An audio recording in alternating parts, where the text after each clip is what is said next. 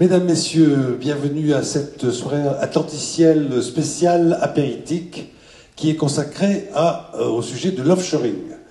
Alors, la délocalisation des activités de production et de développement informatique est souvent dictée par la recherche d'économie. Mais est-ce une fatalité ou un choix stratégique?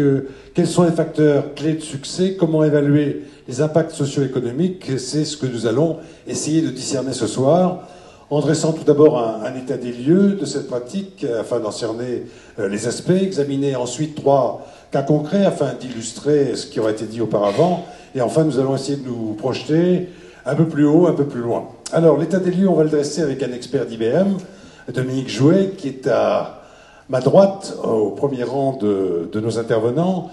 Son titre, c'est Global Delivery Leader d'IBM France. Il nous expliquera ce que cela signifie et recouvre. Alors, Dominique Jouet possède une expérience substantielle en offshoring et développera son argumentation à partir notamment d'un cas concret. C'est l'un des 3. Nous verrons les 2 autres avec Emmanuel Biscay, qui est à la gauche de Dominique Jouet. Lui est directeur de l'agence nantaise de Logica. C'est l'un des acteurs européens de l'offshoring informatique. Ensuite, Ivan Medvedev, qui est à la gauche d'Emmanuel Biscay, est directeur général du GIE informatique dédié au groupe mutualiste d'Harmonie. Son cas personnel ou son cas d'entreprise, en tous les cas, sera au centre de notre discussion.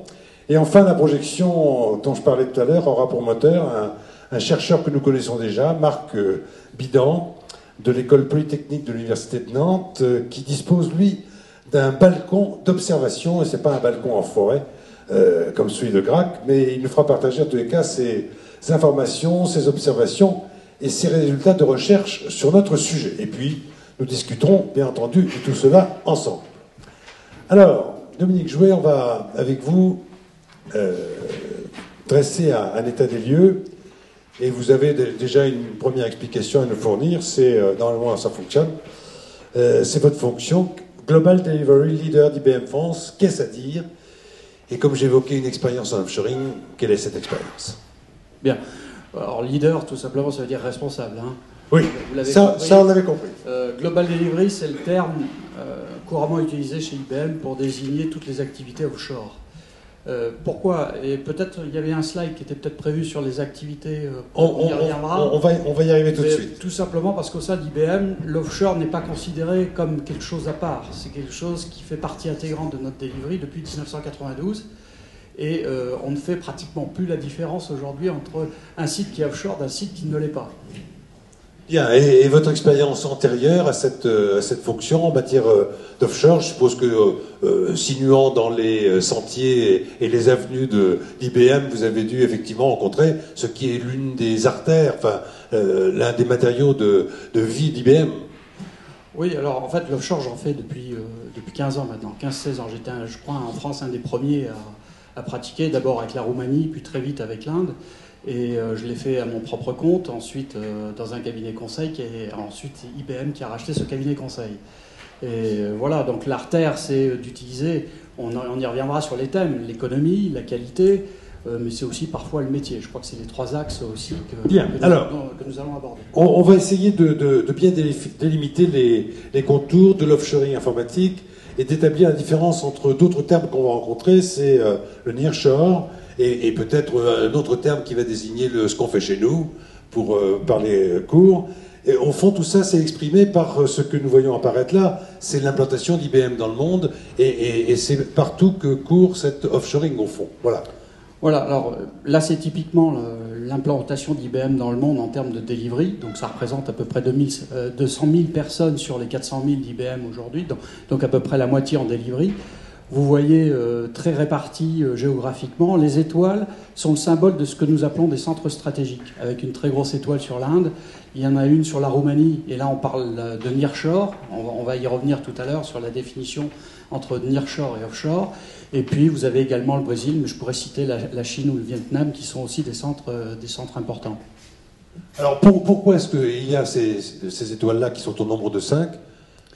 Oh, c'est tout simplement... Ou plus exactement, pourquoi est-ce que c'est localisé là? Parce que c'est vraiment ces centres-là qui comptent... Ce sont les centres les plus importants, ce sont les centres sur lesquels IBM investit aujourd'hui, on va dire massivement, en tout cas pour l'Inde, on peut le dire très massivement. Et puis étoile parce que c'est stratégique. Ce sont des centres stratégiques. Je suppose que la taille de l'étoile établit la hiérarchie entre ces centres. Absolument. Et donc on voit que la Roumanie finalement arrive en seconde place. Alors pour nous, la Roumanie est stratégique dans le sens où certains de nos confrères ont pris l'Afrique du Nord comme site francophone et proche, donc du Nearshore. IBM a choisi la Roumanie parce que, par historique, nous avions un gros centre en Roumanie capable d'adresser des problèmes francophones, d'adresser de la même culture. Quand vous allez en Roumanie, la constitution est la même, c'est celle imposée, importée de chez nous.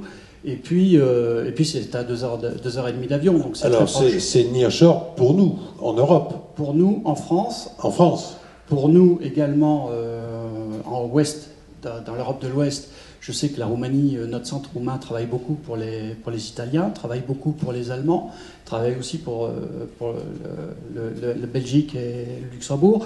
Donc c'est pour l'Europe un centre stratégique. Si je vous entends bien, pour les Français, le Nearshore, ça veut dire des gens qui parlent français. Oui, exactement. D'abord. Ce qui est très important, c'est que le Nearshore, sinon il n'y a pas d'intérêt. Le Nearshore doit être une composante qui n'est pas trop éloignée. Ça, c'est la proximité géographique, pas trop loin. Proximité, qui permet d'adresser les problèmes de culture. C'est-à-dire qu'il faut qu'on puisse se parler. Proximité culturelle. Avec beaucoup de fluidité culturelle. Et la langue, bien entendu, et le time zone, enfin le fuseau horaire. Parce que quand vous faites du support à des utilisateurs, à des clients, vous ne pouvez pas leur dire à vos clients, vous attendez 3h30 ou vous vous levez plutôt 3h30 et vous appelez l'Inde. En plus, problème de langue, difficulté. Quelle différence vous faites entre la langue et la culture? Parce qu'on se dit se parler aisément, de façon fluide, mais vous aviez mis ça dans la rubrique culture. Oui, parce que... C'est le mode de fonctionnement de l'esprit, c'est tout le background. Oui, et puis la façon de s'adresser à l'autre, la façon de communiquer, va pas être la même avec un Indien, même si vous parlez très bien anglais, complètement fluent. Vous allez avoir une façon de réagir sur des événements qui va être complètement différente. La vie culturelle, enfin la vie sociale, la vie culturelle en Inde est complètement différente d'une autre. Par exemple, ils n'ont pas de sécurité sociale. Ils n'ont pas les mêmes valeurs du travail que nous avons nous en France ou que nous avons en Europe. C'est pas un problème typiquement français. C'est un problème, je dirais, plus de région géographique dans le monde. Alors, on va prendre un exemple, mais comme c'est un exemple que vous avez eu à traiter ou que IBM traite, il faut garder un certain nombre de paramètres de confidentialité. Qu'est-ce que vous pouvez nous dire? C'est un grand groupe quand même? C'est un grand groupe français pétrolier. Pétrolier. Bon, d'accord. Bon. Alors, je crois qu'on peut le citer simplement parce que c'est connu sur la place publique. Il n'a pas la direction, on va le citer, de Total, n'a pas d'a priori à ce qu'on les cite. En revanche, ils sont extrêmement sollicités parce que c'est un modèle assez innovant. En tout cas, ça fait 7 ans qu'on l'a mis en place et c'était à l'époque en tout cas tout à fait innovant. Et bien entendu, beaucoup de clients d'IBM et d'extérieur, beaucoup d'organismes, associations voulaient visiter ce site, visiter cette informatique pour voir comment ça fonctionnait. Donc à force d'être sollicités, nous ont demandé d'être un petit peu plus restrictifs sur la communication. Bon, mais là on est entre nous, donc on a une vision totale sur l'histoire. Ce qui est particulier sur ce modèle, c'est que nous utilisons un modèle que nous appelons 3 tirs. C'est-à-dire que nous avons 3 centres, en fait 3 mobiles de delivery. Un sur le site du client qui fait plutôt de la gouvernance, qui est proche du client en termes de pilotage, qui peut être proche du client également en termes de métier. Il faut bien comprendre le métier, qui est proche aussi du client pour tous les aspects qualité et aussi sur les aspects technologiques. Parce qu'en fait, il y a un triptyque que j'ai découvert dans ma, entre guillemets, longue carrière d'offshore, c'est qu'il y a 3 dimensions qu'il faut parfaitement maîtriser. C'est la dimension du métier du client, c'est la dimension de la qualité, donc procédure, et c'est la dimension également de la technologie. Si vous ne maîtrisez pas ces 3 éléments, vous n'avez aucune chance de réussir un projet à l'offshore. Et un projet offshore, ça commence par un ancrage interne. Oh, alors là, si vous voulez parler des maturités et chez le client, et chez le prestataire, et chez nous-mêmes, oui, bien sûr. Bon. Bien sûr.